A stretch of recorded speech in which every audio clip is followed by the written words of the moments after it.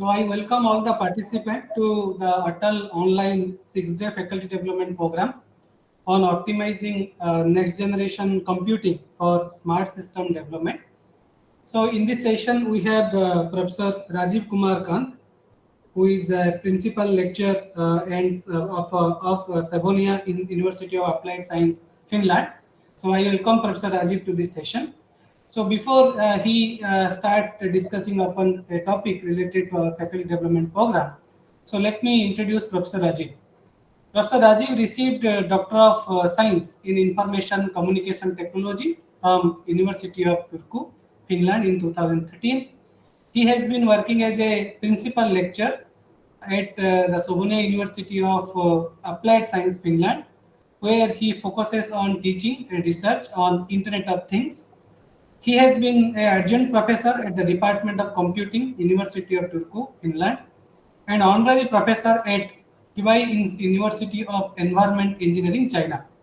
He is currently a senior member of IEEE.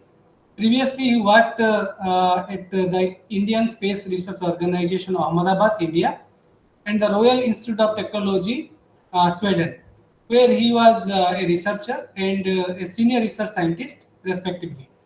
He has more than 25 years of experience working in both academia and research institutions. His current research interests include Internet of Things, Big Data Analytics, Artificial Intelligence, Wireless, Cloud and Edge Computing. He has published more than 100 scientific articles in peer-reviewed conferences, proceedings, and referred computer science and communication technology journals.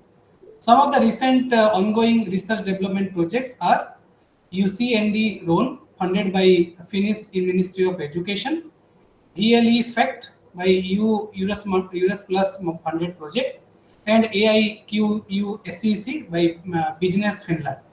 So with this short bio, I request Professor Rajeev Kanth to start the session. Over to you, Professor Rajeev. Okay, thank you very much, Dr. Sanjay. Actually, we met, I think, a few years ago in Odisha, and it's a pleasure to be part of this ATAL faculty development program, which you have been organizing at National Institute of Technology, Warangal. So I would like to thank you personally, and also NIT Warangal actually for giving this opportunity to share some of my research. Actually, I asked you yesterday that what would be the topic. So I in this talk today, maybe 1.5 hours, I will be going through some of the research, some of the teaching pedagogies that is being used at Finnish universities. I'm going to talk on that today. So I would like to thank you, and it's my honor to be part of this ATAL faculty development program at National Institute of Technology, Warangal, India. So let's go further. So I do hope you can see it. So little bit, of course, Dr. Sanjay has already introduced me. I will try a little bit shortly about my short introduction also. So as you can see the screen, I have obtained this Doctor of Science, particularly Information and Communication Technology from University of Turku, Finland, 2013. I did, after my doctoral study, I had very good funding. I got a very good funding from Royal Institute of Technology, which is called KTH. KTH Stockholm. KTH, it is in Sweden actually. So I went there for 1 year, and then I did my postdoctoral research, and then came back to Turku again actually. In 2019, if you see, I got this docentship in data science actually, where I was focusing more on this machine learning, deep learning kind of things. So we have our 5G private network at Savonia University of Applied Sciences. We have been doing lots of research with 5G and also the forthcoming 6G technologies. Currently, I have 3 PhD students working with me. 1 student have recently graduated.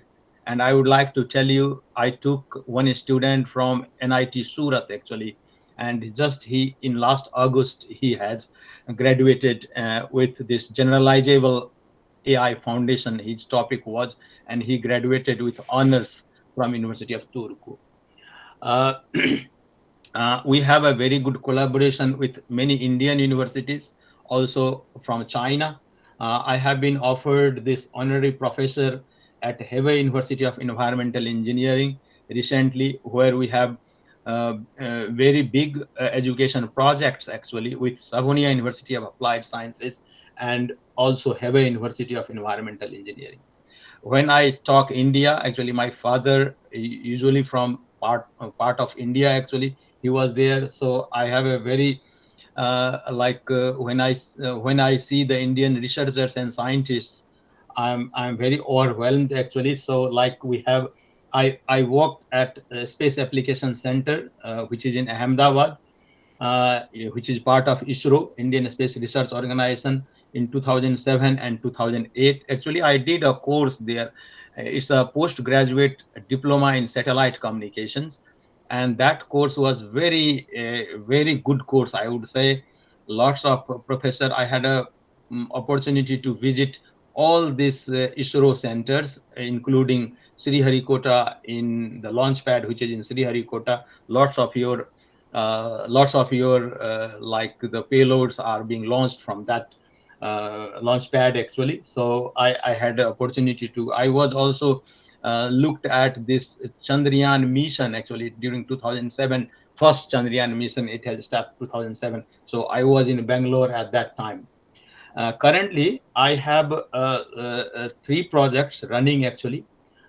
This one project, UCN drone, which was, I think this has been ended already, university collaboration network drone. So we have been doing, and we have been uh, seeing that like what kind of education and research are necessary in the Finland actually, in Finland within the drone education and research particularly.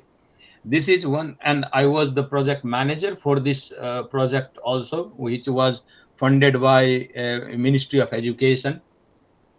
And another one project, maybe today I'm going to talk more on this AQSEC, which is we call it cyber security solutions in critical infrastructure actually. So like AI enabled post quantum and quantum safe cyber security solutions in the critical infrastructure. This AQSEC means that. So we have been doing, and maybe I think there are 5 6 slides on this my project results that I'm going to talk. I have been very much heavily involved in teaching as well.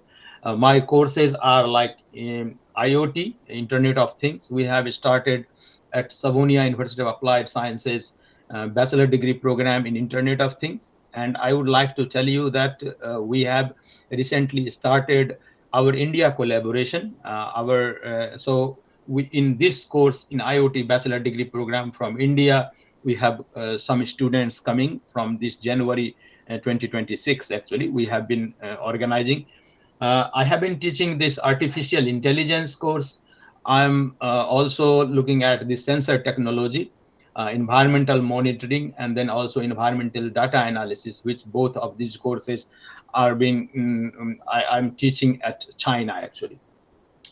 I have more than 27 years of teaching and research experiences, and I have been very heavily involved also in giving invited talks and keynote talks, and also some research presentations all across the globe. If you are interested, you can see my page here. RajeevKumarKanth.com. So I will go once again to the next slide. The agendas for today's discussion.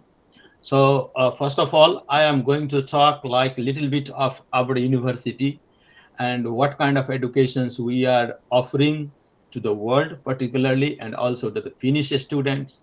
So I will talk a little bit about that.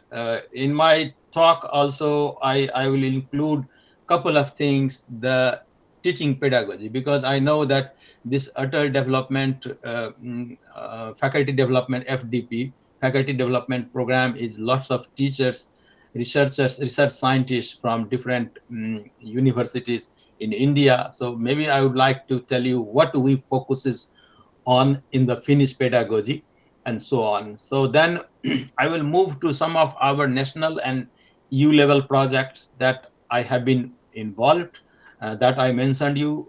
I think the Professor Sanjay already talked about the value effect. One of them, like virtual learning environment for a smart factory. We have this AQSEC project, the UCN University Collaboration Network for Drone Education and Research. So I will talk a little bit on that. Then I moved to some of our group research actually. So group research like YOLO based object detection, which is recently we published. We are now working with some of the databases and which would be public for all of the researchers. So you maybe if you are working on this, and this has object detection from this Helsinki Port Authority actually, like mm, port harbor authority actually, we took this object detection. Approximately there are 6 to 10,000 different classes of objects that are there, like cars, trucks, like tram and van and so on. Then I will move to little bit robotics and artificial intelligence. We have our one infrastructure, particularly water lab, which has lots of, and we are working very closely with this AQSEC project, which I mentioned. We are These are the two infrastructures where we do most of our experimentation, and also the smart factory, which is German based demo factory, which we have from the Lucas Nulle company actually, and we have been doing lots of experimentation in the different aspects of like ERP, enterprise resource planning, manufacturing execution system MES, and PLM. These are the three portions where we work. Also a little bit edge computing and 5G edge computing and so on. So then I moved to this AQSEC project results. And then, as I mentioned earlier, we have this Savonia 5G private network. We have done some of the researches, and maybe I would like to show you some of the demonstrations of our work, where we could see that how 5G technology could be used in industry. For example, why this low latency and high data rate 5G is useful in several applications. And we have worked one of the experimentation where you could see that how 5G would be better than general Wi-Fi systems, what we have here. So, and then I think we could, I will go through some of the solar cell research results, which you can, solar cell, which my PhD students recently did and graduated. And then we move to some of the robotics research and some research results and so on. So this is the agendas for today's discussion. So let's move further. So this is, first of all, I would like to tell you, I'm situating now at Kuopio, Finland, which you see here, which is Kuopio. If you see here, Kuopio it's a small country. Probably you might know about Finland. Finland is a very small country, and like only 5.5 million population approximately. I live in Kuopio. I did my doctoral study from Turku, which is southwest part of Finland. Helsinki is here, if you see. So, and currently I'm living in Kuopio. So that is and Savonia University of Applied Science is situating actually at Kuopio. We have 3 campuses nearby, like one is Varkaus and also one is in Isalmi. So we have 3 campus, 2 campus in Kuopio and 1 campus here. So we have altogether 4 campuses. So if you see the Kuopio, Kuopio is known as Lakeland, like a harbor town. Actually, if you see, we have plenty of water here in the Kuopio, and lots of like island. If you see small island like that kind of, so plenty of water. It's a very green and so on. This is our, I think, couple of pictures that I wanted to start with here. This is our library here in the 2nd floor at Savonia University of Applied Sciences. And I think we have some students. We currently have lots of students from Asia Pacific region, also from Europe. We have some students from South America as well. Very few students from North America as well. We have been cooperating with more than 200 universities across the globe, including Canada, South Korea, and so on. So I think most of the students are coming to visit us and do their exchange study at Savonia University. We have one EU initiative, we call it Erasmus exchange program, and we have been heavily involved with that, with more than 50 or 60 European universities. So let's talk a little bit of our this is with a little bit our Savonia goals and missions and vision, for example, what you say here. So this is like 21 to 2030. So we wanted to be a partner for sustainable growth and expertise in time of business life transformation, actually. So the we are following this UN goals sustainable development, which promotes also the human security particularly.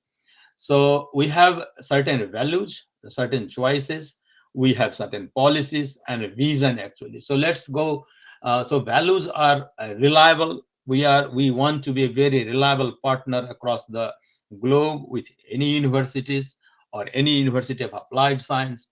We are doing things for the community. We have focuses on we our choices are like personalized education. Probably you know this personalized education. We have in Europe, particularly, very teachers to students ratio is quite reasonable. Demand based continuous learning we are focusing. At the same time we are teaching, but also RDI is part of our I would say in the teaching plan also. So we are doing also not only teaching, but RDI is going at the same time. We have been offering some services to our local regional areas, different types of expertise, for example, and so on. We have like business center here and digi center. Digi center, I am looking at this infrastructure wise and education perspective.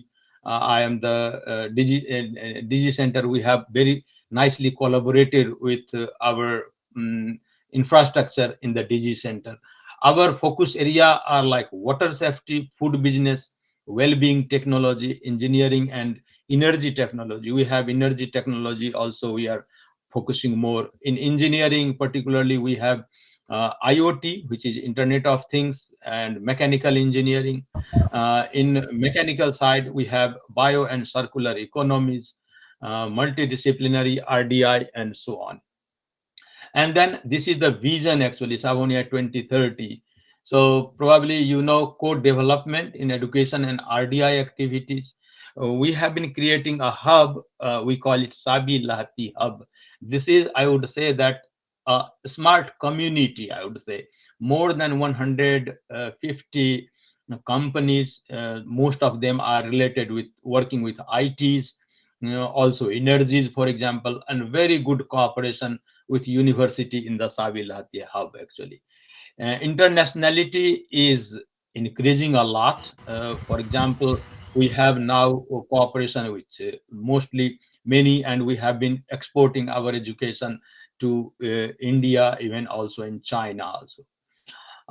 So this is meaningful and productive, and students' well-being is the part of our like goal, actually, one of the vision of this. So with the numbers little bit, I would like to talk. We have approximately 8,000 students, 30,000 alumni, so 30,000 graduates already. This data is maybe, I would say, 1 or 2 years ago, so maybe these numbers could be a little bit changed. Business partners, we have 2,300. Usually our this number shows that 90% of our students get employed, and maybe some of them are continuing their education in masters or higher level research or PhD and so on. We have approximately plus 600 employees, and RDI volume is like 14 million euro yearly, and turnover like 50 million euro, actually. And the cool thing of our university is we want to retain our students in the area where this Isalmi, Kuopio, and Varkaus, you see 3 campuses here. So actually in Kuopio, we have 2 campuses. One campus is for dance and another campus is for engineering technology. Also, we have tourism. We have, for example, nursing science and so on. And Varkaus, we have energy, and Isalmi, we are focusing mainly on agriculture. So this is Savonia University Applied Sciences. So this is one of my class here, if you see. So this is one of my class where this is 2020, I think, IoT students. They are learning, and they are learning in a group. For example, I can show you the students are from approximately 20 countries actually. I think this guy is I think Manuel Fernandez. This is from Estonia, this is from Finland, Ireland, Egypt, Ghana, Russia. So let's have a look like how students are, the class environment. Maybe I would like to show you for a while. So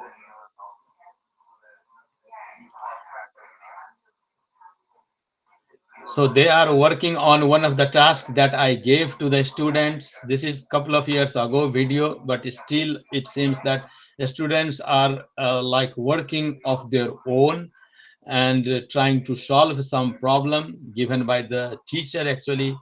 Here you can see some students from Russia. We have, and I think most of them are now graduated, and many of them have got job actually. So I remember that some of them are, I meet usually some students from Finland. He has graduated already. So I will go a little bit further to make so what's the idea and what is this Savonia teaching strategy actually? So there is a term here, we call it CDIO, like conceive, design, implement, and operate. If you see applied science universities across the globe, there are like this approach is a very popular approach. And then on top of that, we use this OIS, Open Innovation Space, which you see here, Open Innovation Space, OIS. So this is one of the key thing, CDIO plus OIS, I would say, the teaching methodology at engineering and technology. So problem-based learning, usually students are working in socially, they are how to, because it's a multicultural classes, so teamwork and social, of course, they are aided. We get, or the aid is coming quite nice actually, more innovative. For example, they are doing something, acquiring deep engineering competences, and particularly these methods which we have, we are like creating the workforce for this future IoT ecosystems, because this course was bachelor degree in Internet of Things program. So, and then of course innovation is one of the key aspect for all, not only Finland but all the Nordic. They are very small countries, but for innovation they are very we focus more on that as well. So there are a couple of things that I would like to say here. Finnish pedagogy focuses. So this is one of the, so Finland, probably you probably might have heard about Finnish education systems. It's I would say the first is little bit teachers autonomy and responsiveness, I would say, responsibility or responsiveness actually. So the idea is we have very good autonomy. This means that we have been given the curricula. Then as a teacher, need to decide. No one is looking at you what you are doing actually, and that is, I think, the faith and responsibleness and teachers autonomy made Finnish education system, I think, very good. The 3 pillars which we have is creativity, novelty, and innovation. So I think many Indian universities also now they are focusing on these things, particularly like creativity. So this means that we create the environment for the students so that they would do something creative. they would do the things little bit elegantly, little bit differently, what world is doing actually. So that is, I think, of course, if we focus on the bachelor degree students, in bachelor degree, they are very new, they just come from 10+2 education, and probably they do not have much idea, but however they are good at creativity, doing the things little bit elegantly. We always try to do elegantly, means that which is like resource optimized, I would say, or I would say that energy efficient systems, or so on. Then the second part is novelty.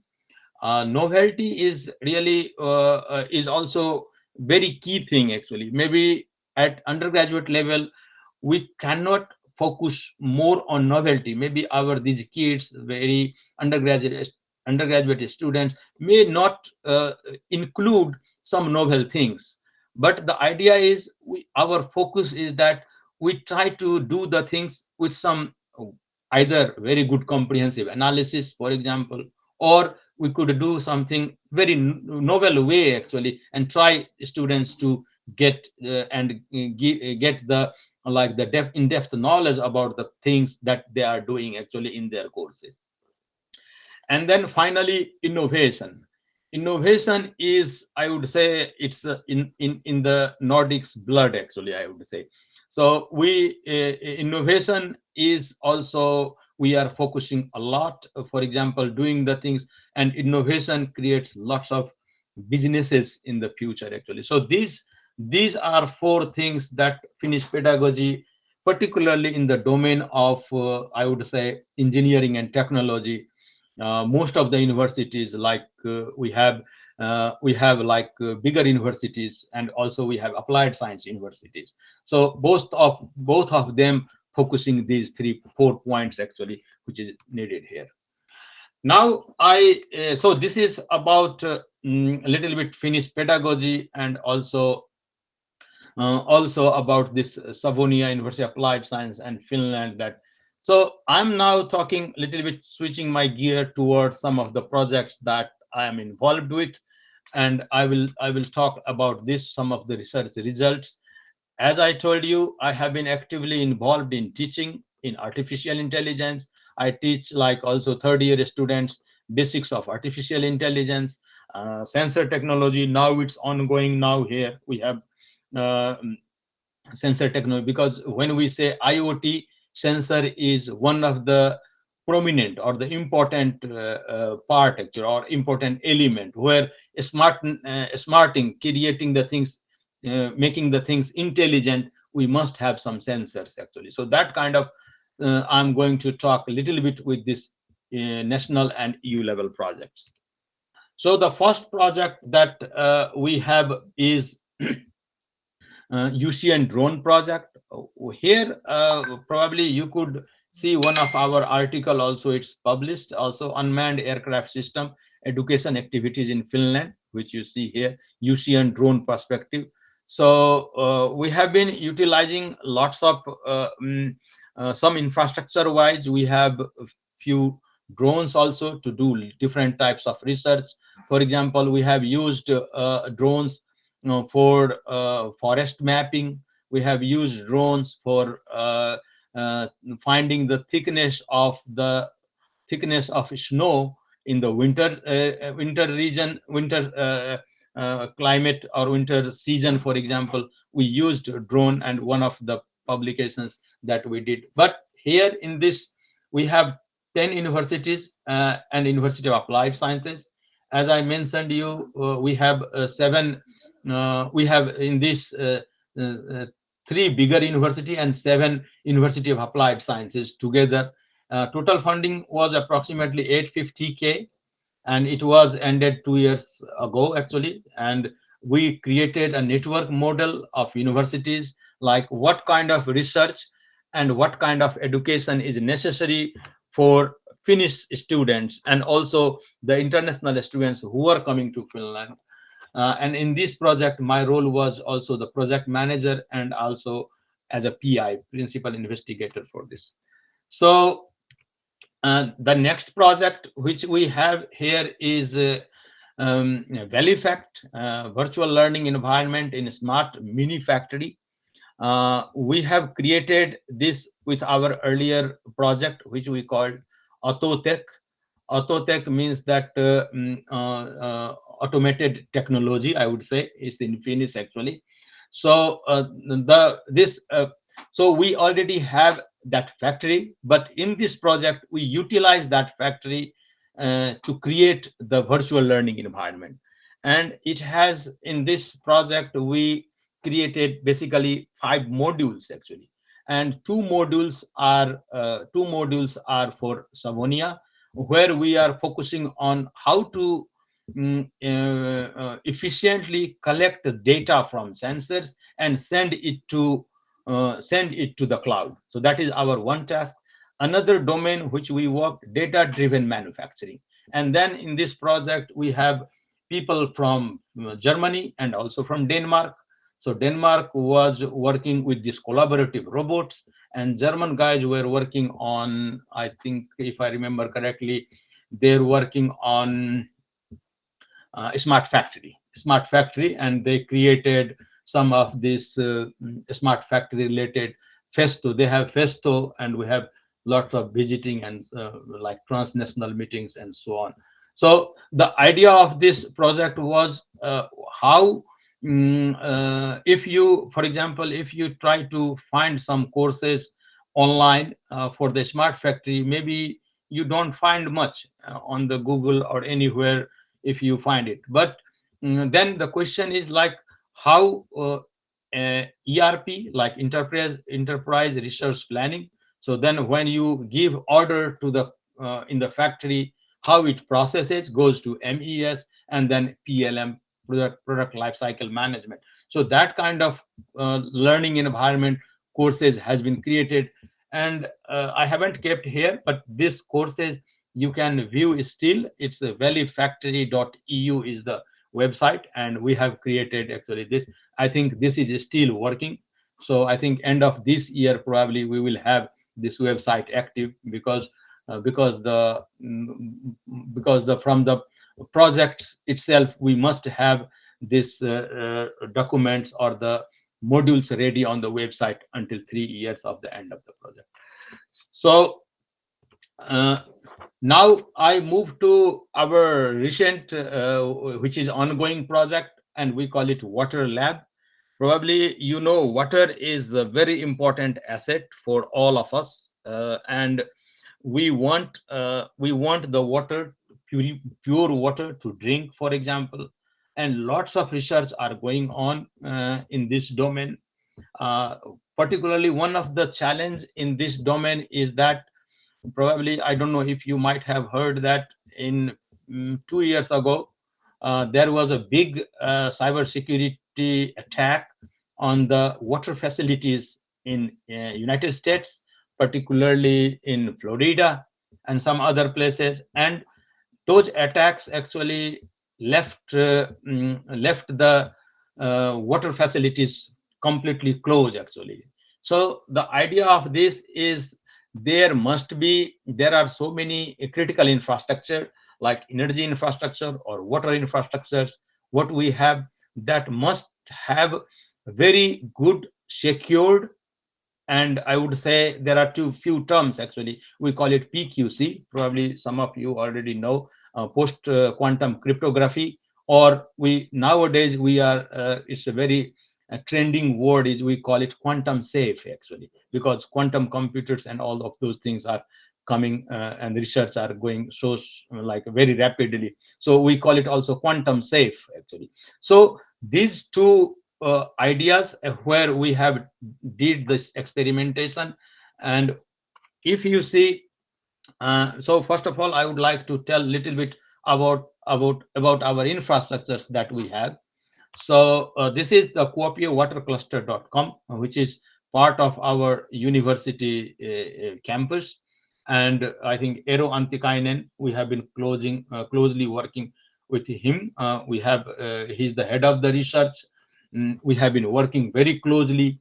I would say Kuopio Water Cluster is a network of university research institutions and companies dedicating to advanced clean water solutions actually. So that is one of the key things. Lots of research, particularly in the field of water contamination, water flooding, and rainwater. So that kind of how to use, how to, for example, harvest rainwater from the IoT technologies and so on. So this networks particularly concentrates the water sector research, development, and innovation in this Pohjois-Savo region. So see, I said here, Pohjois-Savo is a regional area of Finland, which we call it North Savo. Pohjois means north, and Savo is Savonia region. We call it Savo region. We have two, basically, we have South Savo and North Savo. So North Savo, I would say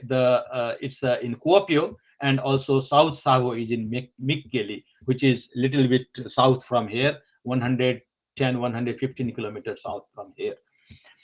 The idea of this here, the Kuopio water cluster, is that we provide rapid product development, testing, and commercialization services. More than, I think, very many companies, I would say more than 50 smaller SMEs and bigger companies are associated with us, working lots of research. The project which I said, AQSEC, which you see here, now we have been very heavily cooperating with Nokia. Another, I would say, this SSH, probably you might have heard the name company SSH, and then the third one which we have is Process. So of course earlier there were IFs and other F-Secure and other also involved, but now we are focusing more with Nokia, SSH, and Process. Process is a company which is dealing with most of this open platform communication, unified architecture standards, particularly in Europe and particularly in Finland, because OPC Foundation is one of the European secured kind of security standards, that is OPC Foundation. About this AQSEC project, which we have, its funding is approximately 1.2 million euros. It's funded by Business Finland.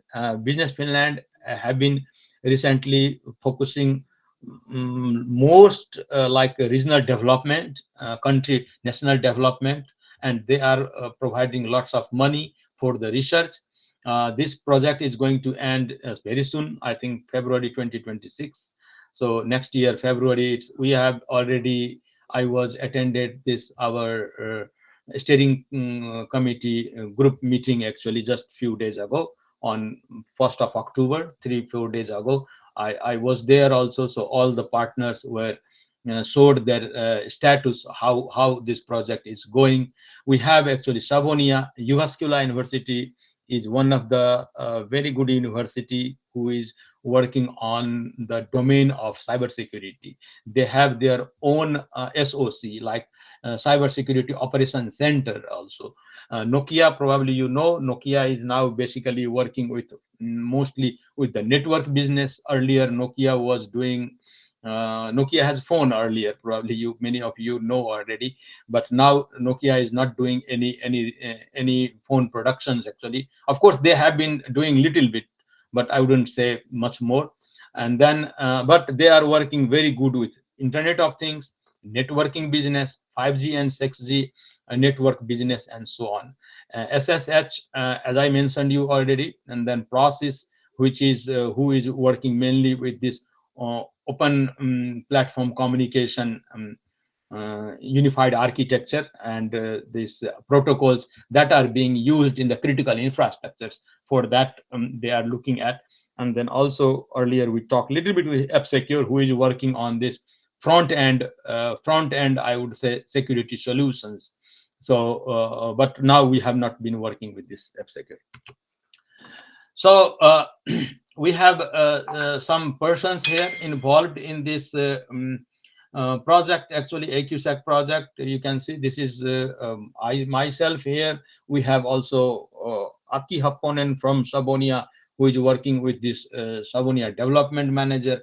One good thing is that I can tell you is from this Business Finland project, we we have hired one mobility person from IIT Mumbai actually, and he is this person actually, and he has been working with this our cybersecurity AI enabled systems actually. How in the water infrastructures, what kind of anomalies are there, for example, how you would know with the use of artificial intelligence algorithms. I will show you some of the results that we did to figure it out, like which sensors are more vulnerable, for example, in the water infrastructures. So we have Kuntal actually, which you see here. He has been residing from, I think, Kolkata region, but now he is at Savonia University of Applied Science, and he has been working with me here at Savonia, and his position is actually postdoc research, but also his position is RDI expert in this area.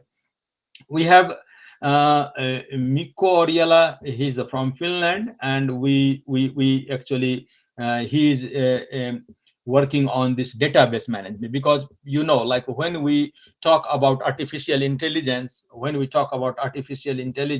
then the most important thing is data, from where our model learns actually, that we know already, like training and testing or the validating. So he is the guy looking at all the data sets actually. And then we have another project assistant. He is working on particularly on this smart factory side data, and also water cluster side. And we have some other project assistants who has been actively working, and I think there were some earlier also, some of them. And I think Aero is research, and Patrick, he is now no more, and I think he's not working with Savonia project, but he is the one who gave the very good contribution and in the beginning of this project. So now I will talk like little bit about water things. We have been doing lots of things. So one of the area that is OPC UA, that I mentioned you earlier, open platform communication unified architecture. How this architecture is being built in our system, that is one of the key questions actually. How security levels, for example, in different level of the instruments which we have, how this architecture could be built, and how this architecture could be securely built. So this is which you see here. This is like the water, 3 layers of this, and there are, I think, we use some this is the maybe OPC UA server here, if you say, and TwinCat is our TwinCat engineering, and then we use also TwinCat's own OPC UA, which goes to this our system here as a client, and then we build different self-built dashboards. Some of the project assistant build this. We used also Process OPC UA Forge, which is now currently being used for creating this tunneling between Savonia University of Applied Science and our Jyväskylä University. And then we have Unity. We used it. UA Expert is also one client that we have did the experimentation. Similarly, Node-RED and also Ignition HMI for creating the short, I would say, digital twin of the systems. So that kind of thing, we call it complete water loop OPC UA. That includes all the standards which is given by or offered by this foundation actually. So this is one of the result that is shown here. We used the Process OPCA monitor. There are a couple of visualization schemes, and which you see here is like different sensors in the water infrastructures which we have. And in those water infrastructures, mainly we have like flow meters, for example, or temperature sensors, for example, or the pressure sensors. You can see dear degree Celsius. 19 degrees Celsius. Then pressure are, these are bar, for example, and then we have also pH meter. So I think now currently we have 69 sensors altogether, and we have been working on different AI modelings. This is just a visualization, but we are also working on how these AI models triggers or tells or give us insight, gives us insight which sensor is going to be broke, for example, in few days or something. So little bit predictive kind of maintenance thing that we are working on. This is a very short, like I would say, it's a digital replica. I wouldn't say this is digital twin actually, but of course this has been connected with, and has been done with this HMI ignition HMI tool. I don't know, many of you probably have used already. Here we have this pump, and this is like valve actually, pressure valve, temperature sensor, flow meter, or then another flow meter and pressure gauge and all those things. And this has been integrated with our own system. So this is a very simple test we did as a digital replica, and it worked very nicely actually. And there was some challenges, I would say, when we were building it. The challenges were, for example, we do not have all the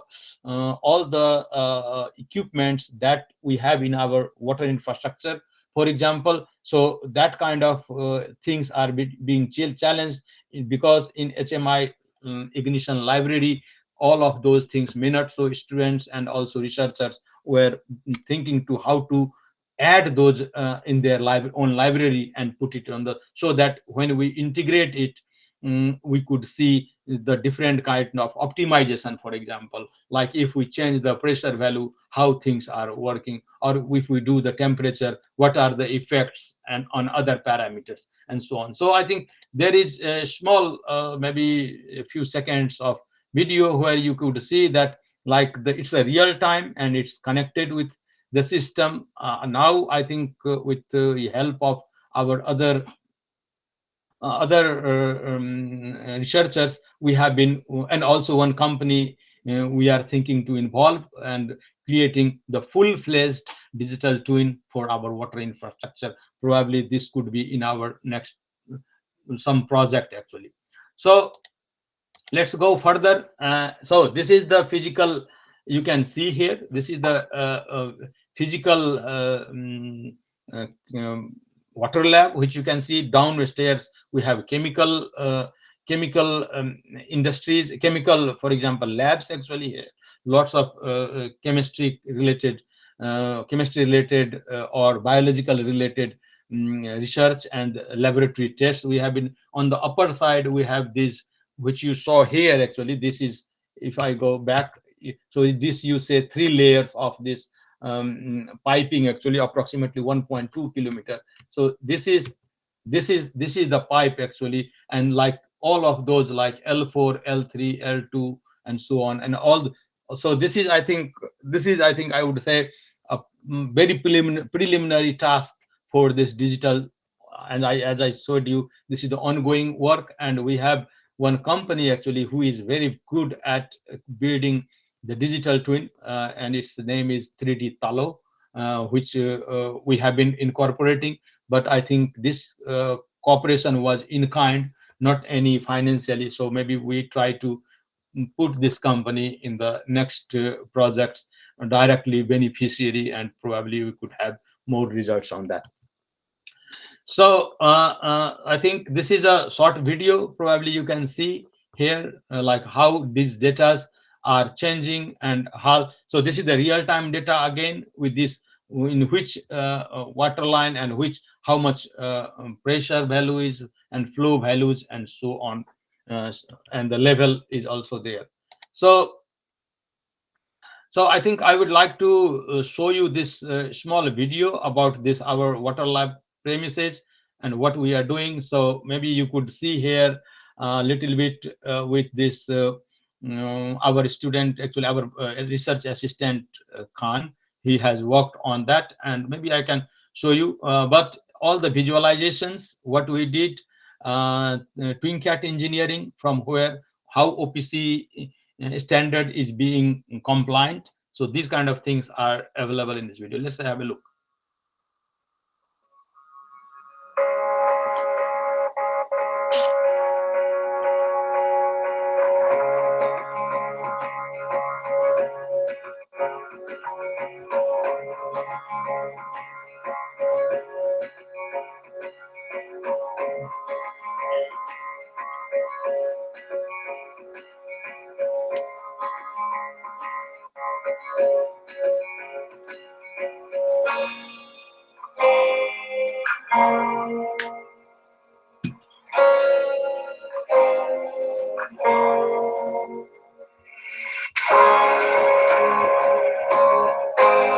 So this is our PLCs.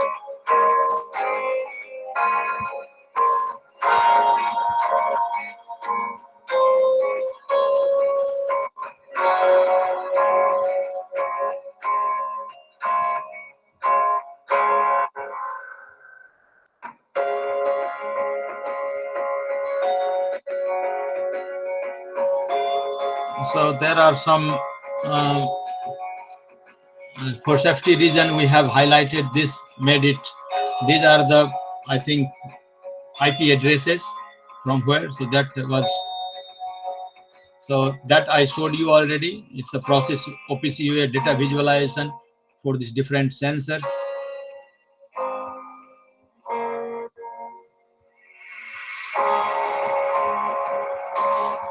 Another is historian, but now it is outdated, little bit older one.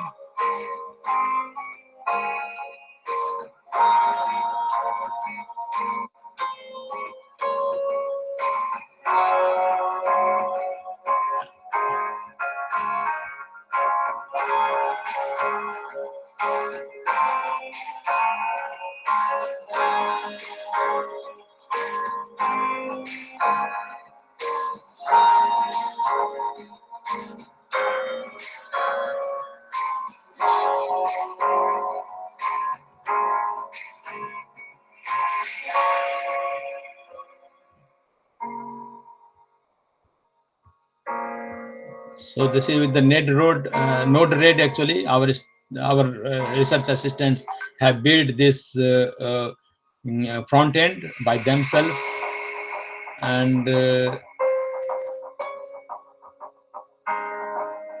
so this is the task. Actually, let's move further. Actually, so these are some visualizations that you could see here, this is if you come to our water infrastructure. This you could see in our front gate, actually, which is, and here in the background, as I mentioned to you, all of these visualizations which are ongoing and important alerting systems have been built, and this is our own technologies, and we at universities, with the help of certain companies, we have been building. Of course, as I told you earlier, in this AQSEC project, we use Process Forge evaluation trial software. Actually, of course, these softwares are not built by us, but that software was built by Process, actually, and we together we did some experimentation, and actually this has added the level of security. So that is one of the key thing nowadays in the critical infrastructures. So similarly, as I told you earlier, with our current AQSEC projects, like we try to finding out like what kind of sensors are vulnerable, which sensors are going to break maybe in few days. So that kind of prediction with the AI models, actually, with different databases we are doing now, and also we come up with some recommendations. For example, like, hey, what is these are the sensors, they might be little bit vulnerable, for example, with a different AI evaluating parameters and so on. So this is another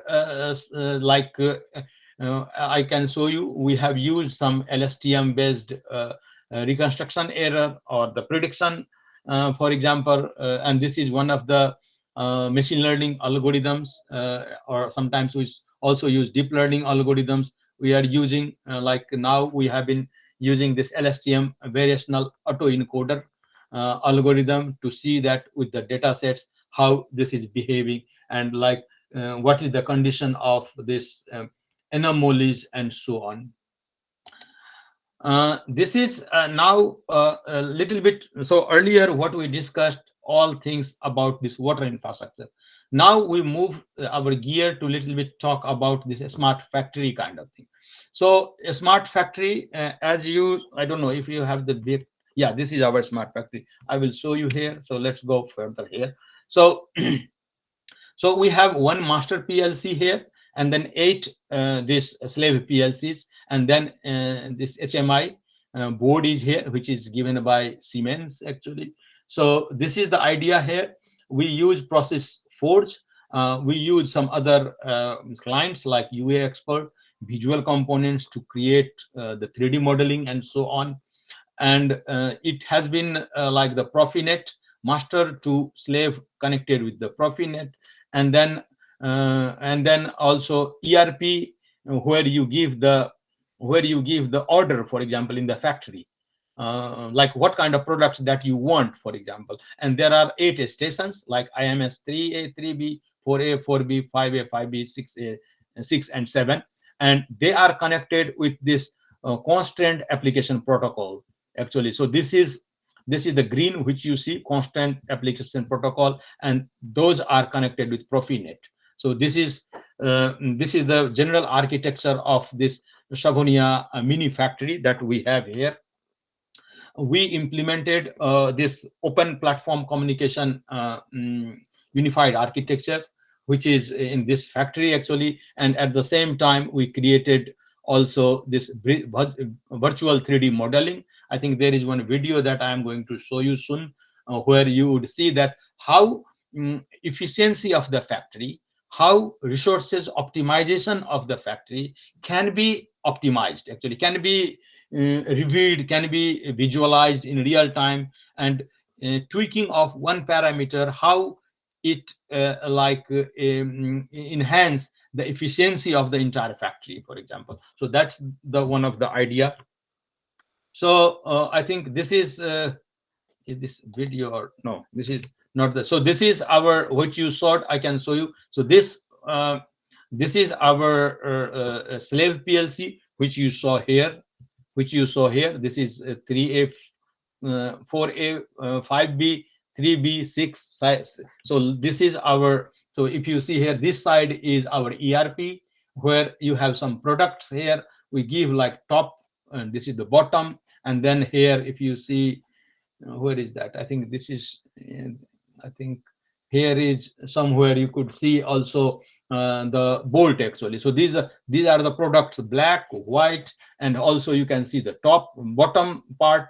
This is top part, this is top white part, and also here if you see, this is the bottom black part, bottom white part, top black and top white. And then here you have the bolt. Also we have 2 colors of bolt, like plastic bolt and also metallic bolt. And if the product is being prepared, it goes through this checking here, which you see. We have the Bessel camera. It checks the for example, quality of the product, whether it is, because this has AI enabled, so it compares with the real quality, and if it is passed, then it goes through this one. So this is idea of this smart factory. Here I think we can see a small video where you could see how people and machines are interacted together. At this moment, I would say that in this video, our factory has not been integrated with this, but this is ongoing tasks we are doing now. So I hope what are like different node B, black one, and node white one, how is the production rate, and how is the people movement and its resources, and all of those things can be shown here in this video. Let's have a look. So I think this does not have this sound, any sound audio actually in this. So we have this ABB robot also we utilized, and this is Hanna, girl actually, who is a kind of a factory worker. And when the product is three parts, which you see here, we have metallic bolt, plastic red bolt, white drop top, and then it is the black bottom, and this is black white top, and this is black top. So all six are here, taking one by one, which you saw already in the. So this is just a simulation model that one of my French student from France, he has built it. And you could see like how the factory is utilized, how far this travel has been done, which parts are transported, what is the last part. So all of these things are can be built with this visual component. So this is, we used visual components tool that we have used, and probably, and now we are working on this integration. I think we did already integration as well. So this is, I would say, it's working currently very fine actually. So with all the Hannas, like the ladies, for example, how she is, and also like human and feeder count parts, how many has been prepared.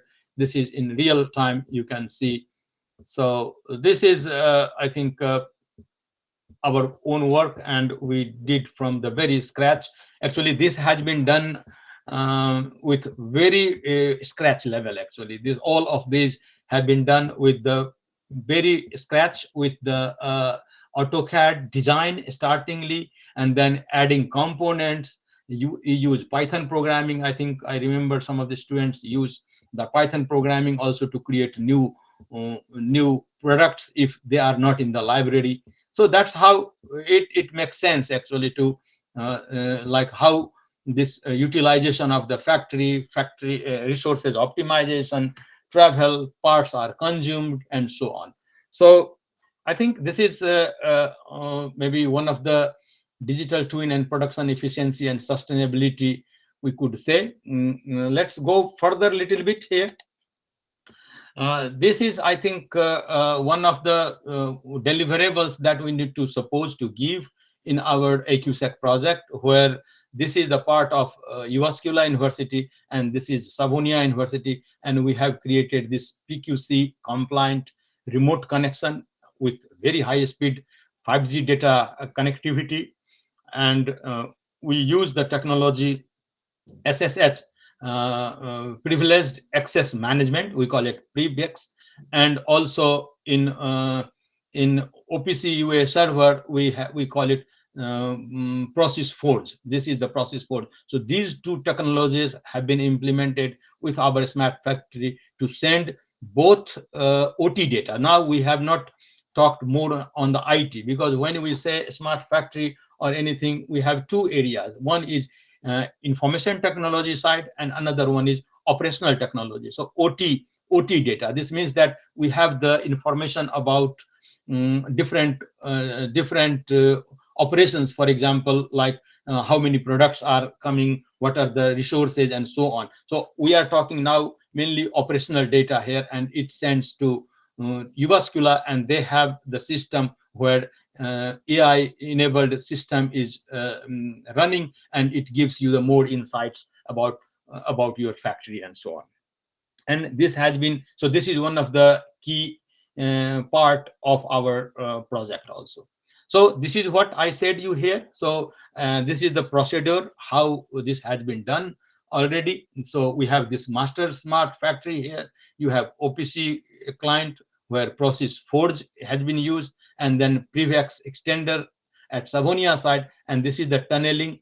And the big thing here, which see, we call it PQC compliant tunnel, but the target is to have this quantum safe actually. So this is not ready yet, but I think in a year or maybe by end of December, SSH has told us that this would be tunneling would be quantum safe. So this is one of the biggest achievement if we could transfer the data with quantum safe mode actually. So this is very important for nowadays, like countries geo things are not good. It's becoming a little bit going in the war direction. So I think you have to have your data more secured, more quantum safe, and so on. So I think this is one small video on this quantum safe PQC experimentation that we did.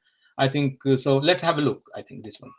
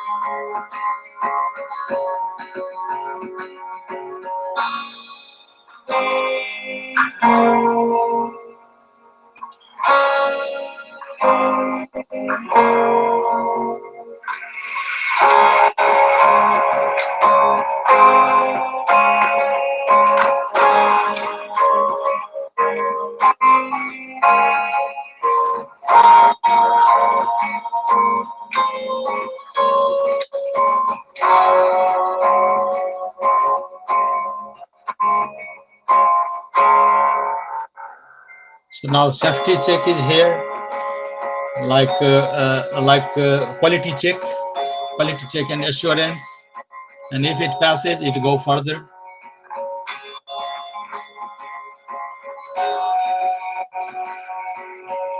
So this is the whole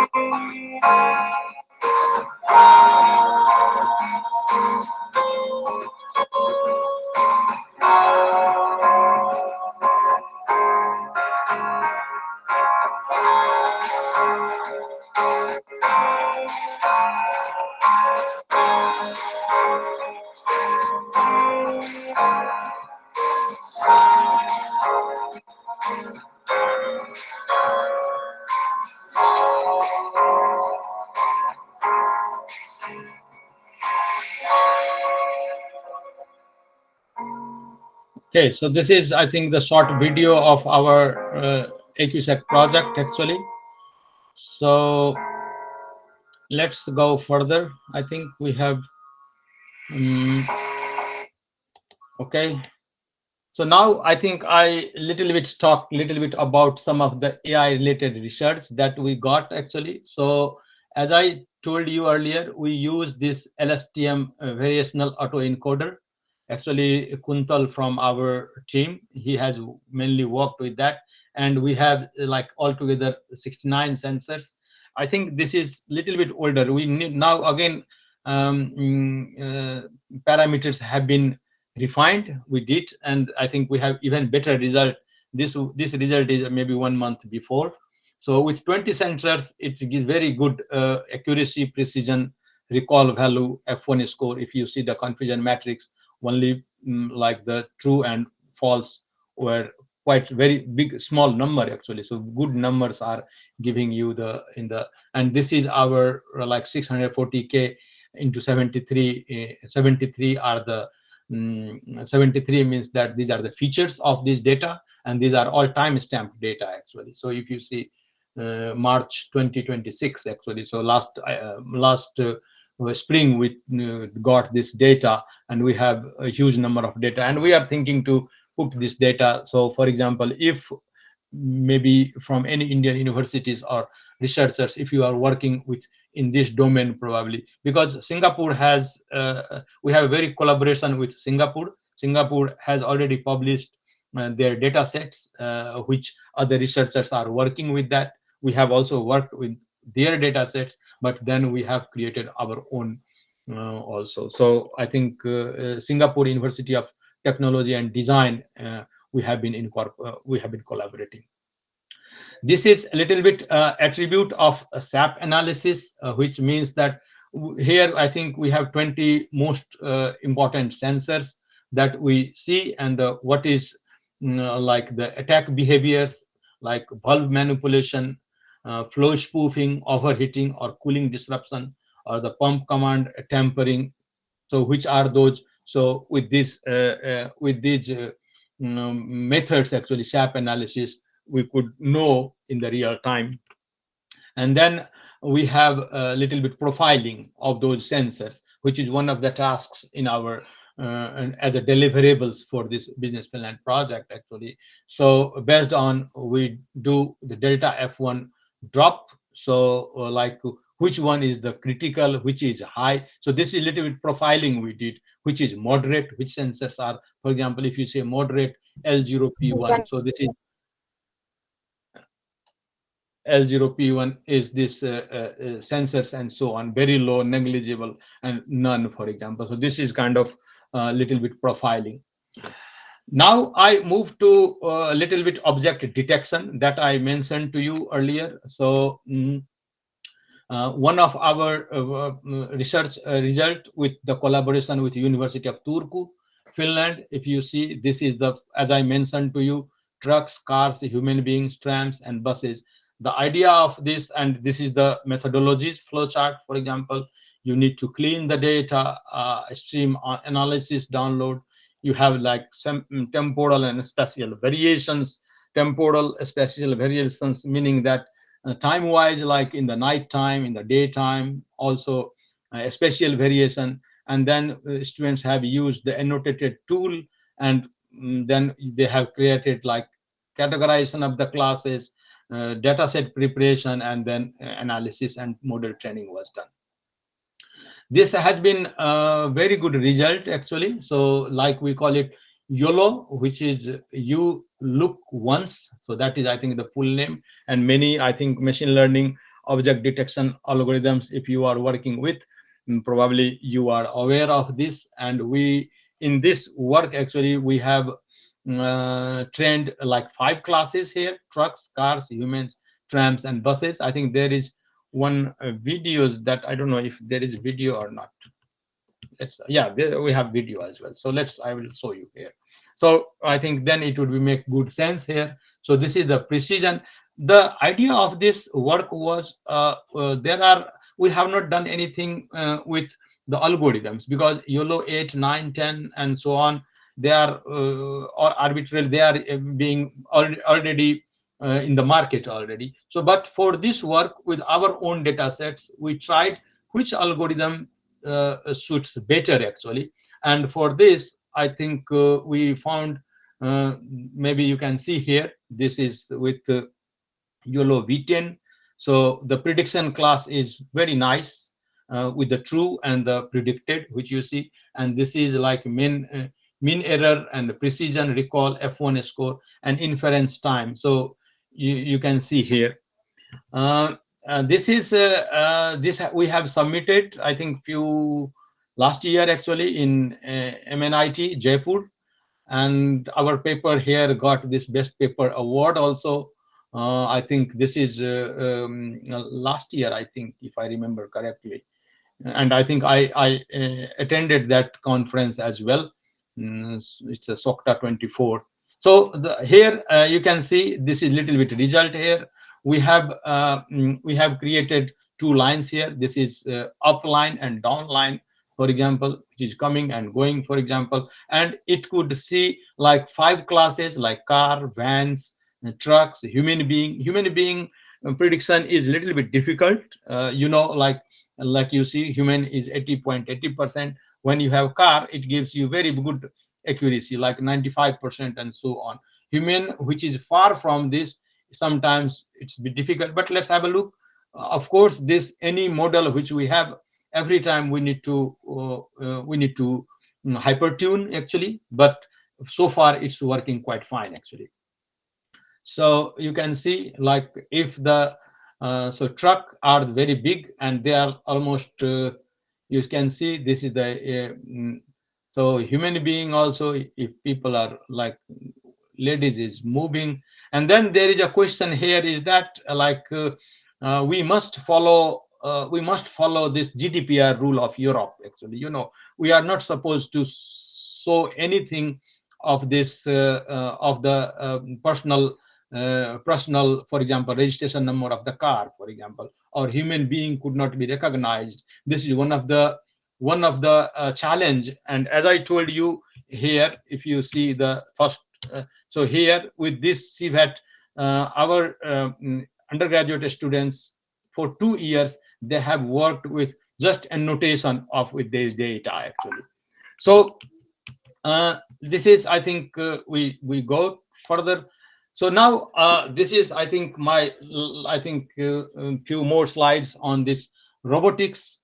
So we have been very heavily also working. This is our Savonia campus, which you see here in Finland. This is the front side, a gate actually, from where you can go into the into the building. Quadrupole robot autonomous navigation.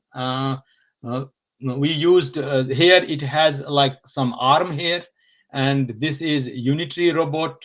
This we call it Bob or Alice. No, Bob, I think. Yeah, we have this, we use Bob. It has also this lidar sensor which you see here. This lidar sensor gives you the point cloud data. Of course, the quantum, computational complexity is high, but still we get very good results.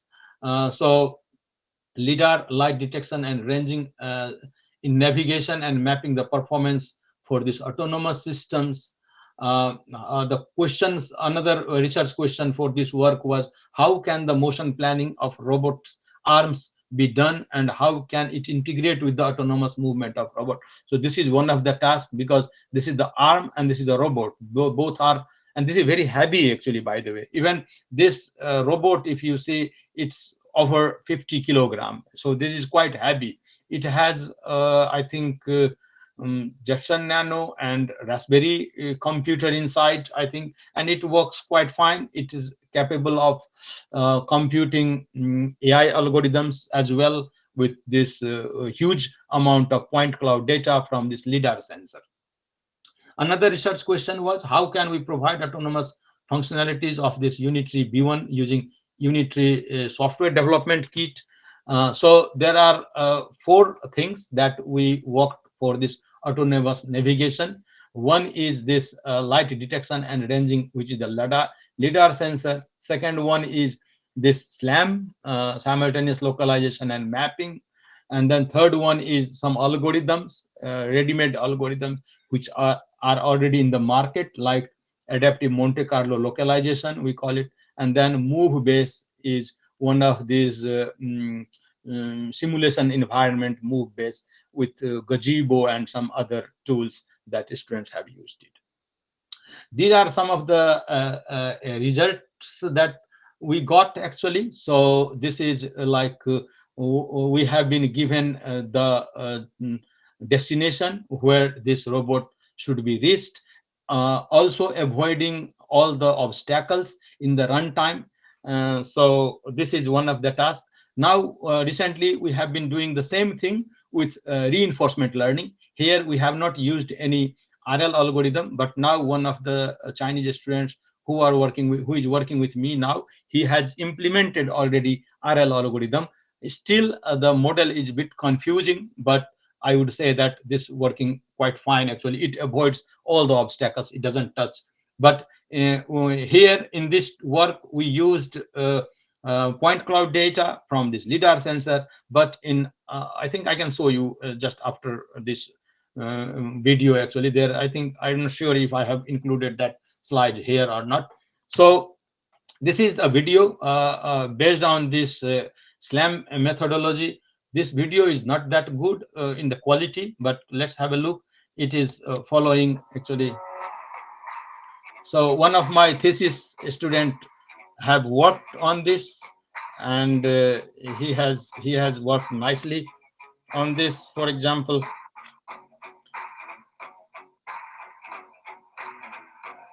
so this is the guy who is working with me. He graduated, I think, this year, this spring. Yes. So it is,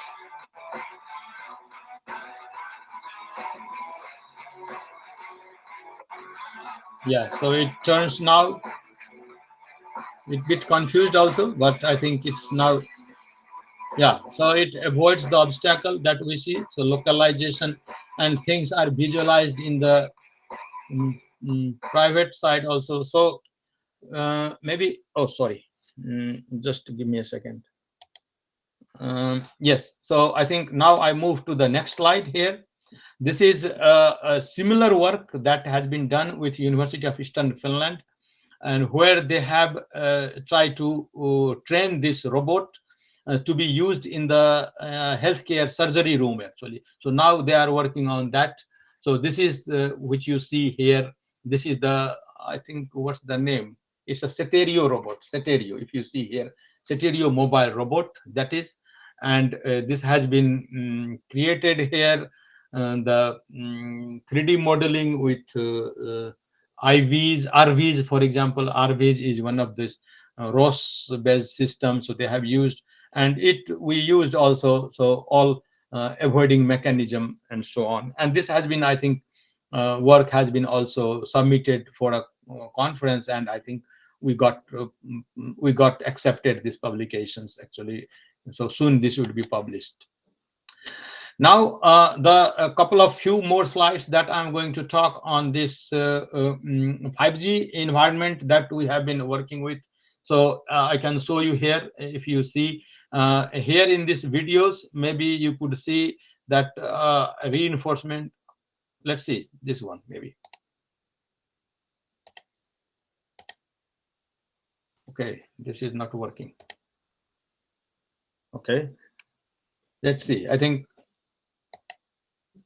no, this is, I don't know, this is, but here what we have done, AI driven autonomous robot on the 5G network. Here we have checked, is this the video? Let me check.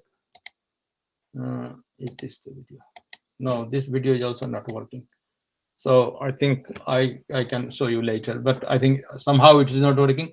So in these two videos, actually what we did is reinforcement learning to train this dingo robot.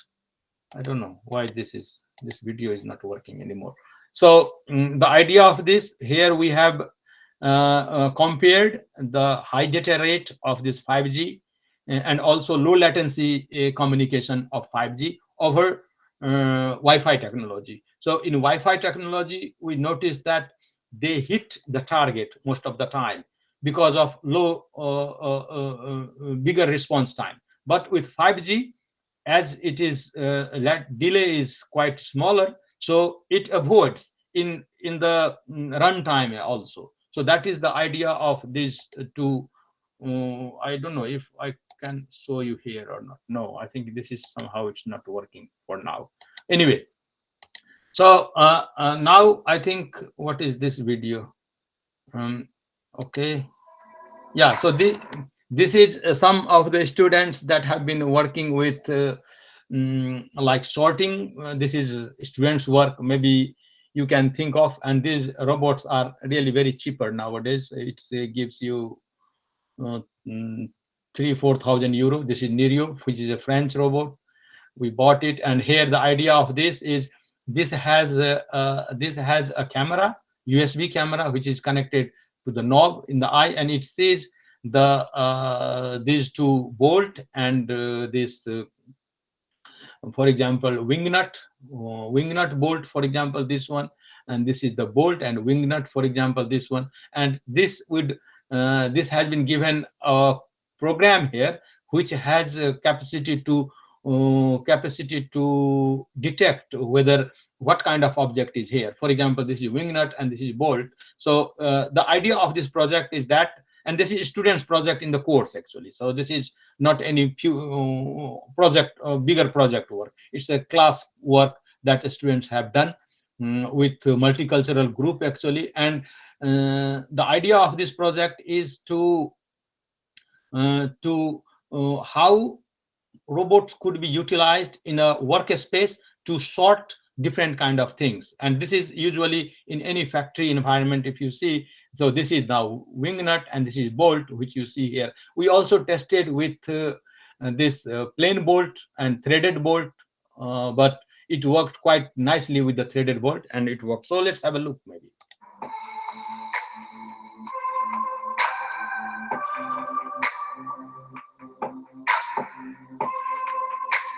So this has been given, all the wing nuts have been sorted from the workspace.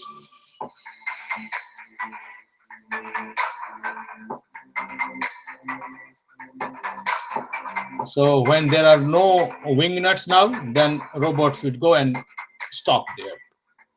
So because they have been trained to only to pick the wing nuts, not the bolt. So this is like sorting kind of things can be done easily. Very shortly, I'm going to talk on this few solar cells kind of research that my PhD students have done earlier. We have created this is actually not realized, but it is simulation based. It gives a very good result actually with this 800 nanometer, very good quantum efficiency, approximately 74%, something like that, with the artificial neural network we use here, and to optimize which semiconductor material that is being made actually with the solar cell and so on. So the idea process is like this. For example, you can see the process is like this. This is the data sets from SCAP data, and then you feed into the network model, and then you choose the training and test selection, and then use some common algorithm, common neural network, and then data selection and algorithm, and you get this results, for example. So of course here result is quite good in the sense of errors are very less and near to this. So and then this is very I would say efficiency gives very, and it took actually only 30 seconds actually. So that's one of the key things of this and this has been published also, I think, few years ago. So I think we have a few minutes time now actually. So this is my last slide actually before I stop. So at Savonia, as I mentioned you, this the Shabilahti hub which we have here, lots of building you can see here, and these are some of those buildings are Savonia's building, also university's building. We create a very smart kind of infrastructure with we have applied science universities, vocational school, bigger university of Eastern Finland, also Kuopio University Hospital. So these all we have been working, and then over 100, as I mentioned to you, these are some of the IT companies like Finvector, Honeywell, Delphin. We all are surrounding maybe 1 kilometer square. All of those companies are situating to our premises and cooperating with them in different projects and different students works. Yattekuko is waste management, also Fujitsu, then also GE Healthcare, Sensoftia. We have been many of our students goes to Finvector, Honeywell. Also, we have some companies little bit far from here, like Ponce or Normet.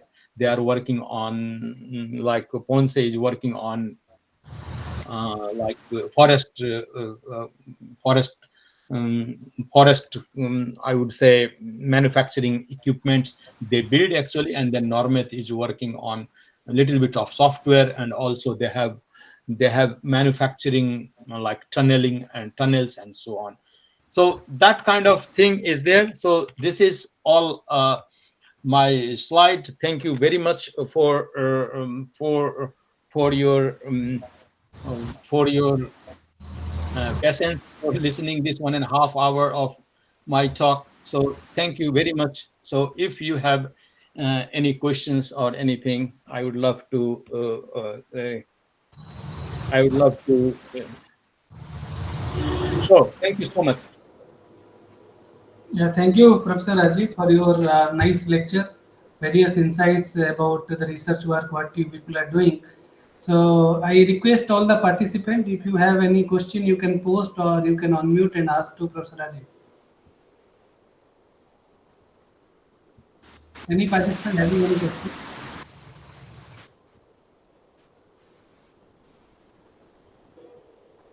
By the way, this is my last slide is in June 10 and 24. It's Budhba it's written, but I think yeah, this is the last keynote actually talk I gave there. So that's this is a little bit mistake actually. So No, that's fine, no problem. yeah. Yeah, but I think this is the last slide. So but I would say that if you don't have you can see my maybe my page here where I have been working very closely with many Indian universities. I think I met with Professor Sanjay and in our one conference actually in Odisha. Next I'm traveling to India in December actually in the I think it's NIT Jalandhar actually NIT Jalandhar. So they have asked me to come there NIT Jalandhar. So I will be there and maybe we have two of my students. Our papers are also there. So I will be coming there. So maybe sometime we can meet also in person. Yeah, But if you want to have like any cooperation in future cooperations, it is my pleasure to cooperate with Indian universities and Indian research scientists. I would say that two things actually. I have now in my core team, I think one person from IIT Mumbai. He's working on AQSEC project now as a postdoc and also RDI expert. And then we took another person also from I think Sri Sri University. Actually, Sri Sri University is in Odisha only. yeah, So yeah, so we got one person from there, and we have one Business Finland project. So he is working on a mobility program for postdocs in that Business Finland project. PATA project, we call it, where we are looking at business intelligence, how profiling of the customers can be enhanced, like based on the AI thing. So that is, I think he is working on that, and he will be here for another 6 months. So he is working with me also. So if any cooperation, future cooperations, I would happy to be part of it. Of course, we have another some cooperations also going on with another Indian universities and so on. So thank you so much for your time, and have a nice time to all of you.